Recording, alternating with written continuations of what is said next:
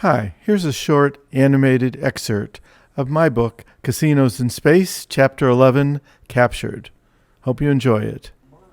Casinos in Space by Howard Barenbaum. Copyright 2019 by Howard Barenbaum/Cybertimes LLC. All rights reserved. Chapter 11. Captured. Morb and Muck reached the cave entrance in an hour's march through dense woods after fleeing the site of the devastation they left on the boardwalk.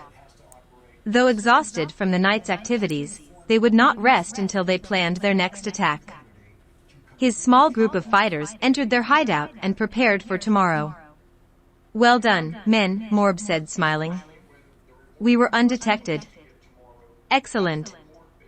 Then he radioed his second group of men encamped in the woods just off the boardwalk. "Flatbad, are you in preparation for tomorrow?" For a moment there was no response, then Flatbad's voice pierced Morb's communication device. "Yes, sir, Morb," his voice echoed, sounding small and distant. "Rest, now," Morb commanded. "We will stop these invaders." "Yes, Morb," Flatbad replied. Then he turned to his men and said, "To victory." Morb smiled widely when he heard the response. Paul and Slim were lost, now resting at a riverbank, miles from where they escaped the chaos on the boardwalk. They could hear the sounds of a waterfall, now crashing and splashing into a river running through the middle of the dense forest, miles away from Tambali. They were sitting at the riverbank watching the wall of water falling from the mountaintop and crashing into the river below. "We have to find the ship," Paul said with panic in his voice. "I want to go home." He was very disturbed at being trapped on a planet with a crazy old man. All he really wanted was to get back to his wife and friends, but he didn't know how. And to make things worse, he was hiding from aliens. "Home, good buddy?" Slim asked. "No way now, Jose. We need to get back to bedding. We've got some money to make and some good eating to partake." The vegan suns, now rising in the east, reflected rippling deep orange discs as the river swiftly moved along. "I need to go home," Paul said in desperation, but realizing his complaint was useless. He was stuck in a nightmare on a dangerous planet, billions of miles from home. Slim paused before answering. "My boy, you need some healing and then you'll come around. So, if you're ready, let's find our way up and out of here and get back to the boardwalk of success." "How the hell are we going to find our way out?" "That away," Slim said, pointing up to a narrow path near the waterfall. "Hop on your high horse and let's go." Okay. Paul reluctantly complied. As Paul and Slim slowly climbed up the path, rushing water masked the sounds of Morb and his men moving through the woods. When they reached within a few hundred yards of the top, they were started to see a small band of green-skinned men moving above. "What are they?" Paul whispered, nervously, as they hid in a bush along the path. "Well," Slim said, "they look like jolly green men." Ho, ho, ho.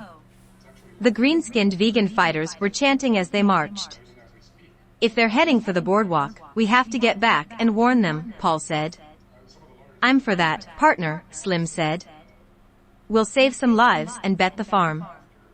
Paul carefully crept out from behind the bush, wiped himself off and said, "Looks like the coast is clear, Slim. Come on, let's try to follow them." 10-4, kid, he said. "Let's go." They made it to the intersection and followed the footprints sunk into the muddy trail. The path weaved downhill, passing through swampy wet bogs filled with strange plant life and alien insect sounds. Just a few hundred feet into their walk, they saw two olive-green legs with big brown boots sticking out of a huge plant the size of a Chevy van. Acid at the bottom of the plant's pitcher-shaped leaves was digesting the head and torso of one of the vegan fighters. Paul and Slim quickened their pace on the path as they left the dead green vegan behind them. After about an hour of climbing up and down hills and passing swamps and ponds, they approached a clearing overlooking the salty sea. They could hear the sound of waves breaking into the rocky shore and bubbling onto the black beach. They cautiously traversed the distance from the end of the path through the clearing looking for a way down. There they found footsteps leading down a path that would take them to the sea. After an hour of walking, about halfway down, Paul had to stop and rest. "I can't go on. Let's sit here on this log." In the distance, they could see the vegan suns rising in the east, their orange discs reflecting from the ocean below. "Do you have anything to eat?" Paul asked. He was tired, hot, and now hungry. "Sorry, buddy. Maybe we can find some juicy raspberries around here. And I'm sure I can find you some scrumptious mushrooms to chomp on until we get back to the boardwalk." Paul contemplated the dangers of eating in the wild and said, "No, thanks, anyway. I can wait. Besides, if you go looking, you can get caught by one of those man-eating leaves." After several minutes of rest, they continued on the path. But after just a few minutes into their walk, Paul heard a commanding voice from behind he couldn't understand. "Do not move, invaders!" Morb bellowed, but Paul and Slim continued on the trail.